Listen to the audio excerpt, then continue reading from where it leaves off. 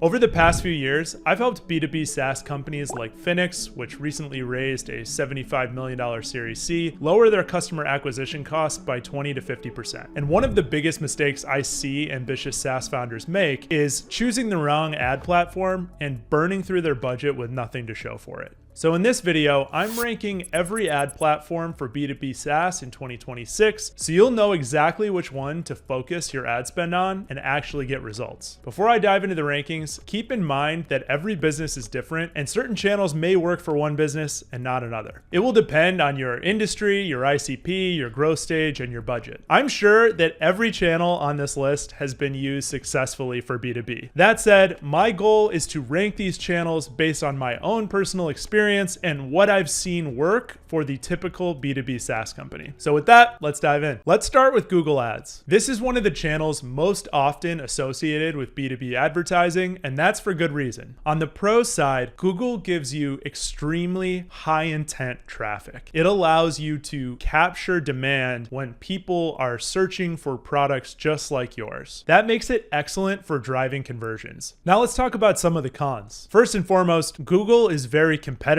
because it is such a mature ad platform. And depending on the market you're in, you can expect to see relatively high cost per clicks. Google is also not a great fit for every type of product. You need to have a product with existing search volume. Let's say a founder is searching for a software tool for their HR department, maybe something to do with payroll. They know that that is something that exists, and so they go to Google and they search for it. But if you have a product that's brand new and no one knows to search for it, or it's extremely niche and there's just not a lot of search volume out there, Google may not be the best channel for you. It's better for demand capture than it is for demand generation. You're not entirely reliant on keywords. Google has released Performance Max, which is their answer to Meta's more algorithmic style of targeting. You can target by interests and behaviors, etc. But still, you're not going to see the same effectiveness with Performance Max typically that you would see with something like Meta. So I would say Google is scalable, but it's not quite as scalable as some other channels. So I'm going to rank Google S tier, and that's because if you have a product that has existing search volume, which is a lot of B2B SaaS products, Google is a really great way to tap into demand and drive conversions. Now let's talk about TikTok. TikTok is not a channel that's often associated with B2B advertising, and I want to break down whether or not that's fair. On the pro side, there are very cheap CPMs on TikTok. The targeting is stronger. Also, I prefer the targeting on TikTok to Meta's targeting. The algorithm is not as strong, but the targeting gives you a lot more control. Meta has stripped away a lot of the targeting you used to have access to,